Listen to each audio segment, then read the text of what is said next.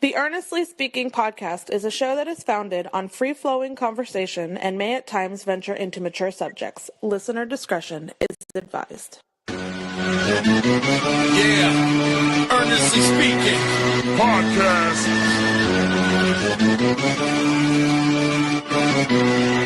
Let's get it. I'm a giant in New York, in Miami, carry heat. So much more in store, my product can flood the street. Opinion Nation Godfather, CEO. Puff in the late 90s, gon' see me blow. Oh. Got my hustle on, no imitation or fad. Army of untouchables, Opinion Nation staff. Never an off season, homie, check the numbers. Heart throb in my own right, supplying southern comfort. Earnestly speaking, my ego is well fed. Earnestly speaking, you're too feeble and no threat. See, I'm like a hurricane, you're a mild breeze. Earnestly speaking, leaving Eli a dynasty. Shake!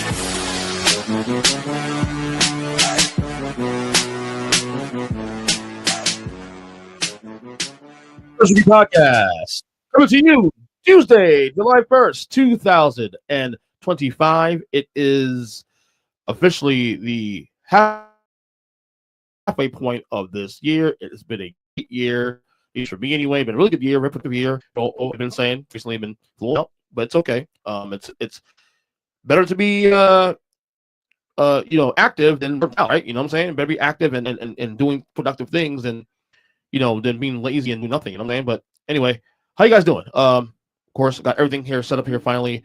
I told you guys I got a new laptop recently last week, and it took me a couple of days to really settle in and really set up my studio here to the point now where I'm actually able now, because my mix. So you remember a couple years ago, I bought a mixer, right?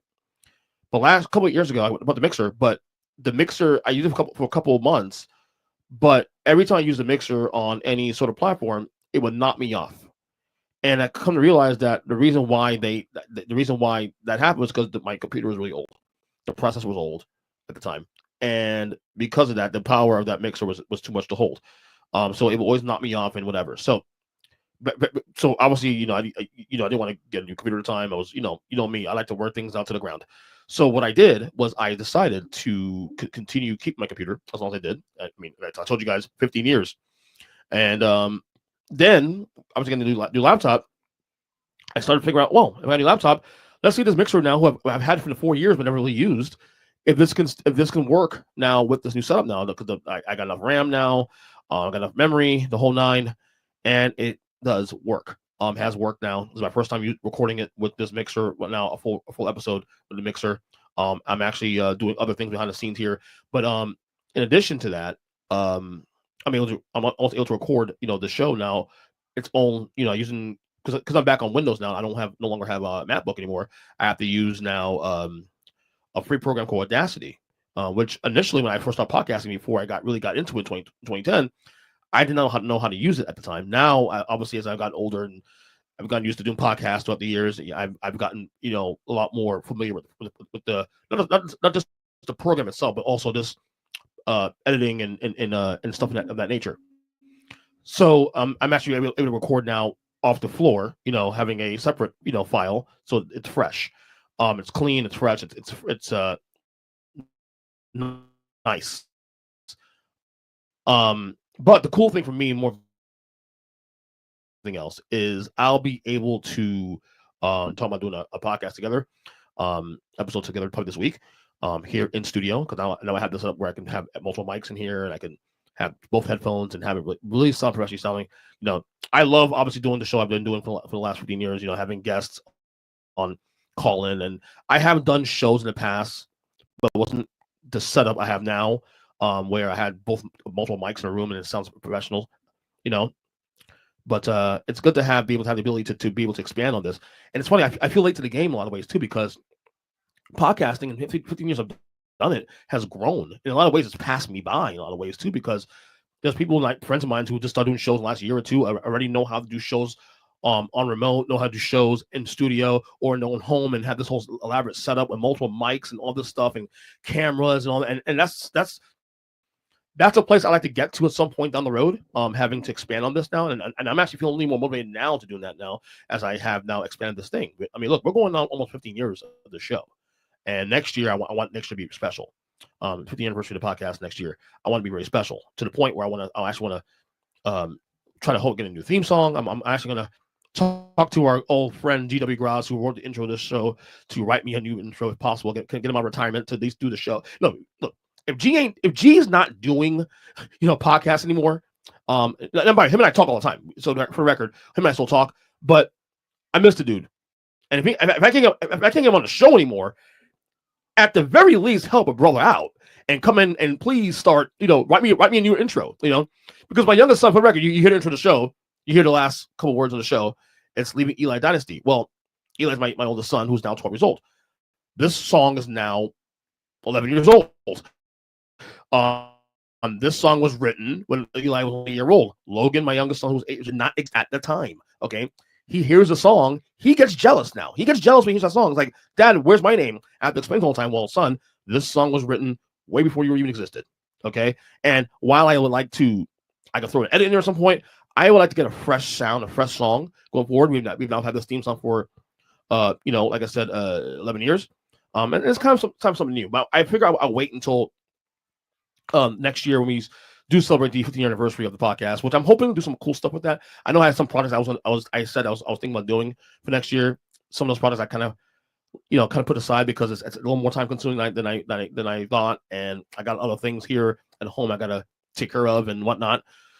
So, that's one of the things I have to, figure out. Find new cool things to do to make this 50th anniversary really cool. But like I said, podcasting has been so great. I some people might say maybe I'm kind of addicted to it, and not just doing it, of course, but also listening to podcasts. I mean, I listen to podcasts all the time. I listen to shows, although I've modified my listening in recent months. To be honest with you, like I used to be heavily into political podcasts a long time, but since the election, I've kind of backed off on the political talk because it's just been too much, and that includes not just talking about it all the time, but also backing off on the content I used to, forget the fact I curated, but also content that I would listen to. I just backed off because it's too much, too stressful, mental health first, and that's what it is. And there are times when I do the show, I'll get burnt out. I'll feel burnt out. Is it me doing too many podcasts? Is it me doing too many episodes? Because there'll be days where I don't do nothing for a week, and then there'll be days I just like.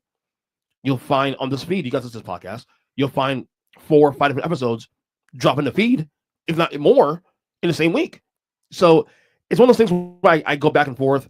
I also go through the rigmarole of content and how to do it and how to present it and all this stuff and try to do separate feeds. And ultimately, I came to the conclusion this year that throw everything one fucking feed. Keep it easy for everybody else. If there's side shows we do, like the wrestling pods we do, like the wrestling retrospective we do, or the Fall Counts Anywhere episodes we do, or by the way, we're bringing it back very soon. In fact, we're actually recording a next episode of the Basketball Retrospective podcast, either next week or the week after.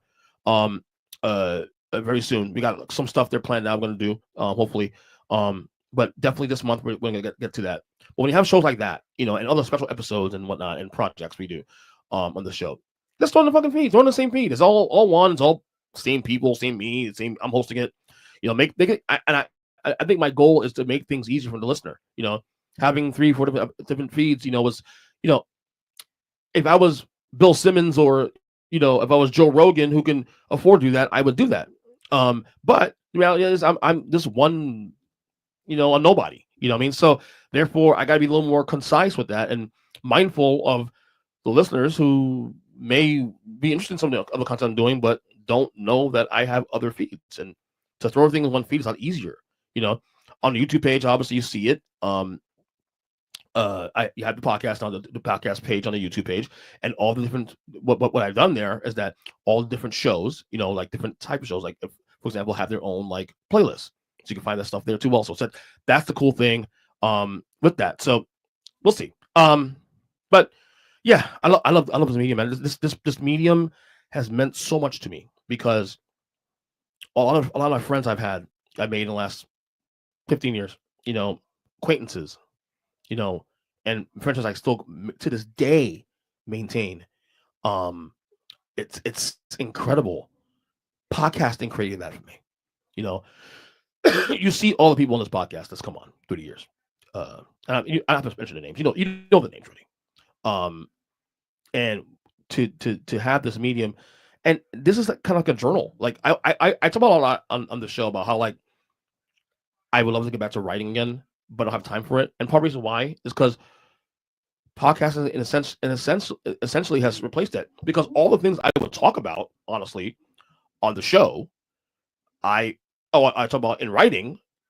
I already do that now on the show, and it's a lot more efficient. Now, it doesn't mean I'll ever abandon. I'm not going to ever truly abandon writing, although I say that, but that's real. I've actually pretty much abandoned writing, even though I would like to do it at some point, and we'll see how that goes down the road. But podcasting has been, the priorities of my life here. Obviously my family, God, my family, my friends, all that work.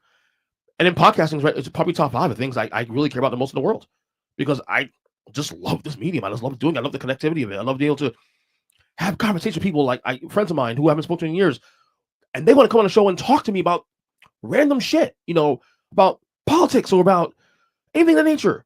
So that's the thing that really makes this whole thing special. And I think that's the reason ultimately I'm really addicted to this stuff. It's not because of I'm going to try to get famous. No, to me, more than anything else, the reason I love podcasting, the reason I can say I'm addicted to it, quote unquote, is because I love the connectivity of it all. And that's why I'm so grateful for the medium. I really am. What else? So I was thinking about this too, also, because I was like to share stories about my life and whatnot on the show.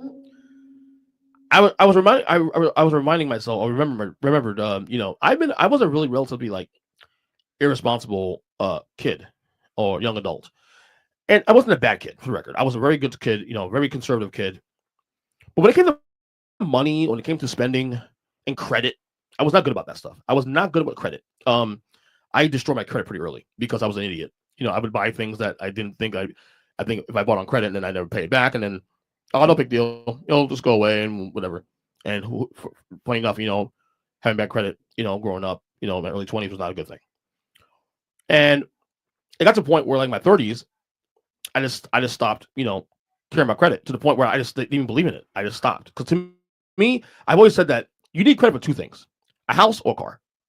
Other than that, you don't need credit for it. And to be honest, I've been taught for years that credit cards are the devil. Credit cards are evil because it's the gateway to get yourself in debt. If you don't have the self-control, you get yourself some massive debt to where it can destroy your life and destroy the flexibility you have in your life. So for the last I would say 10, no, longer than that, maybe 15 years, I have not I don't think I've had a single credit card. And mainly because I don't believe in it. I don't want it. To me, I've always had the mindset of cash is king. If I can't pay for it in my own wallet or my bank account, then I don't need it. So that's always been my mindset for the last 15 years. Not because I'm cheap. People will say I'm cheap. I don't think I'm cheap. I'm frugal. I think the scare tactics of what I went through in my early 20s brought me to where I am now, to where I now appreciate, just simple, and credit can cloud things, But I've also come to a point in my life now where some of those addictions I had back in the day, I didn't, I'm not there. People say, because I do have a kind of addictive personality to some degree in certain things. I talk about podcasting, for example, or other things, music, that kind of. But gambling, for example, people thought I was scared about when I started sports betting, but I'm not addicted to gambling at all. I'm very self-controlled. I haven't gambled on any sports since. I gambled on Game 7 of the NBA Finals last week. Other than that, before that, I didn't gamble on anything in months. And I'm pretty controlled when it comes to how I do that. Same with money, also too. I'm very conservative, especially now, especially with me, with my life now, a wife and kids who depend on me. I don't have there's a lot more risk when it comes to money. And that's why I don't do things out of the ordinary with money, and that's why I never touch credit. But I couldn't realize, and talked to my friends recently, and one of the good friends, and we were just talking about, he was saying that, because he once had bad credit too, also, and then he turned it around, and now he has fantastic credit. But he took a while to build that. But he has credit cards, but he does it so that he keeps credit up to speed, and it's good to have that. And I kind of realized that it may not be the worst idea in the world now, especially at age 45, to have, flexibility. I think in a place now where I know I'm not going to spend money on credit on the crap that doesn't matter anymore, because I am now in a place where I'm so like worried about even destroying that thing. My credit now in recent days has got much better. Because I haven't done anything. Like, I pay for things like credit things that I've done in terms of like important things like health and whatnot, that I, payment plans, all that stuff, and it has actually helped my credit through the years. So, now with this idea now with have my credit back in relative order now, I've started tinkering with the idea of now having a emergency credit card now to help for me to have for trips when I go on vacation. Because like I said, life here now with the family is starting to open up a little now. The wife and I are now the kids getting a little older. We're starting to find desire to do things, want to do things, and sometimes it's good to have a credit card to have just in case, So I did get a credit card, and I'm trying. This is a good test for me to see if I can balance those waters, because I obviously now I'm a much more responsible human being now than I was 15, 20 years ago, even longer. So it's a funny thing how credit works. I still believe even credit cards could be a bad gateway, but at the same time, I also don't. I'm not also demonizing either. If you're responsible, you can handle it, and you know what to do, know what you're doing, and you're responsible. Like I said, you'll be fine. So there's that. I'll tell you what, man. AI. I love AI and I hate AI at the same time. There's a lot of great pros and cons of AI. AI, on one hand, the good things about AI for me, for example, like I use ChatGPT, and I use, to be honest, I love Gemini. Gemini is the Google platform for the AI. And a lot of times I prep for the show, I need information on the go. I use that as a way to get information. And Gemini to me is top notch, in my opinion. And they're free too, for the record. And I'm not trying to pay with ChatGPT, honestly. Like, I think the ChatGPT that you pay for is actually, I think that the free ChatGPT is a gateway to a better version. I think Gemini does the same. Actually gives you more information than the free ChatGPT. So I've been using that Gemini because I just don't. I can't justify paying for ChatGPT just yet. I just can't justify it just yet. But especially for me, I'm almost using it really for just minor things, like for simple information. If I need to get some stats or some quick little information to use for the podcast, or I need for anything on the go, I just type in what I need to know, and that's it, and it gives you the information I need, and it's always correct, to the record, almost always correct. But there's also the cons. One thing I hate is going on AI and seeing these fake videos and these imitation videos, and some of them are very entertaining. Like the baby AIs are funny as hell. The babies that imitate characters and and all these people, those are funny. But then you have also the bad ones where like that they have like imitations of artists and actors and stuff, and it's so bad, it's so horrible. And even some of these videos they do now that are some of them disturbing in the sense where like you can't tell if they're real or not. Some of them have also disinformation. So AI to me, like, there's a good and bad AI. We're gonna have to embrace it at some point now, because AI, it is the future. It is our future, and we have to get to the point where we're acknowledging that this is our future. And even I am starting to do that. Like, I was so against ChatGPT until recently, and Gemini, but now that I've gotten used to doing it for the basic stuff. Again, everything's about balance. You just got to make sure you're sourcing your stuff, make sure you check things and double check things. Like anything else. We're gonna have to adjust. This is how life is. This is the way the industry is going. I mean, my fear is that AI starts taking jobs. That's my biggest fear, is that the jobs in the future are gonna be gone. That's my biggest fear. That's also why I believe in UBI, universal basic income. I told you guys in this podcast 5 years ago why I actually like Andrew Yang back in the day, because he was a guy that was championing. He said himself that having UBI was a great way to offset the emergence of AI. We're here now. AI is even more prominent than it was 5 years ago. So he wasn't wrong about that one. So I am very fascinated by this recent turn of Candace Owens. So some of you guys may not know, Candace Owens is a conservative, I say grifter as a joke, but she's kind of a grifter in my opinion. She's a conservative commentator, black, very controversial. and she was very pro-Trump from 2018 on. I remember watching her for the first time on Joe Rogan, and she's very smart, but she's also too smart for her own good sometimes.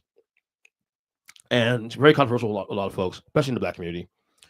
But recently, in the last year or so, between a breakup with the Daily Wire, which is another conservative outlet run by Ben Shapiro, Jewish conservative also, and then her being very vocal of Israel and mainly the Israel government in recent years, and then recently now doing this turn on Trump, but she's now saying that she regrets voting for Donald Trump.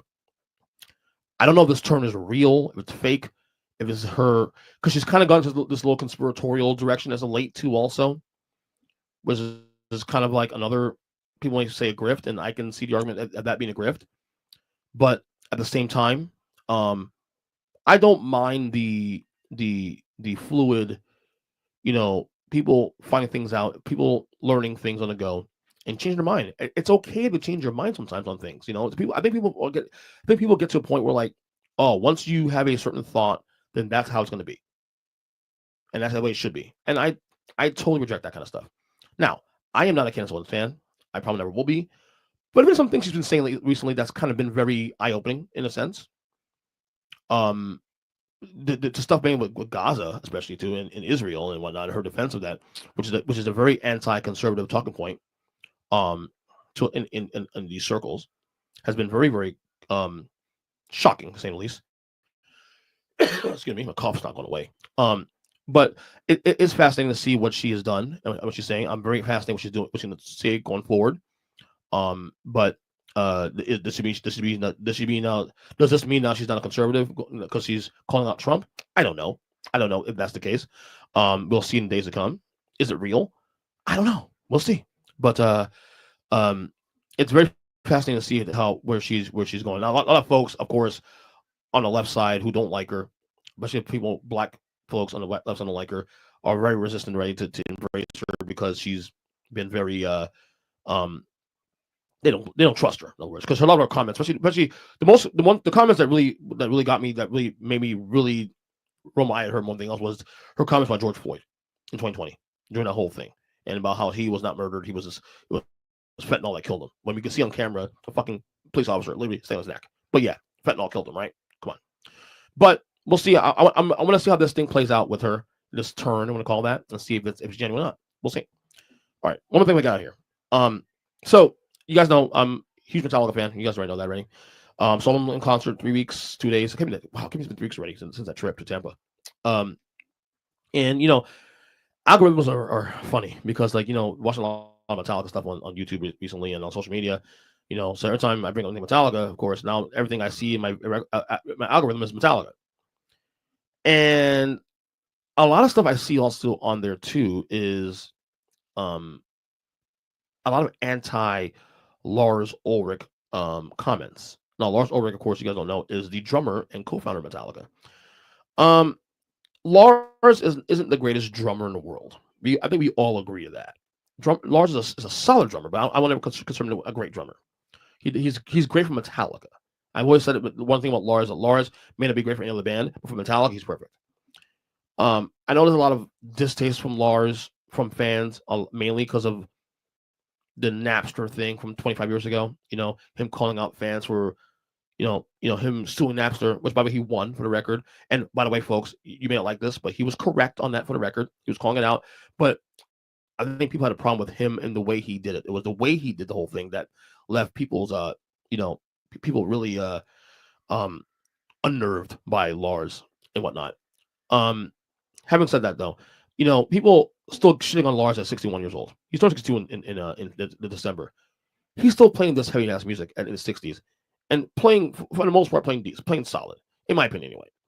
Like, if you're one of those critics that of Lars that were there 20, 30 years ago, it's not going to change now.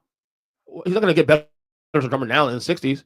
So why do you care so much now? Why is it important to you to continue the shit in the dude? I don't understand that. I think it's so overrated to criticize Lars for the sake of criticizing him. First off, people say, well, can you imagine Metallica as another drummer? First off, I don't think you need, okay, in case of Metallica, you don't need 4 elite players in that group to make it work.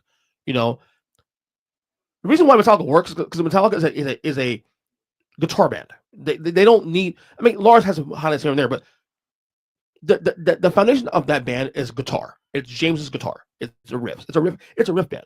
So you want Lars to be doing fills over James' great guitar riffs. One of the reasons why I love Lars for this band is because his drumming leaves space for James's great riffs. You won't be able to appreciate the riffs as much if you have drum fills going all over James's riff all the time. So you need that balance. And I think Lars, what he produced in that band more than anything else. He's not the greatest drummer in the world. He's a solid drummer, okay? And he's great for Metallica. But Lars's gift for that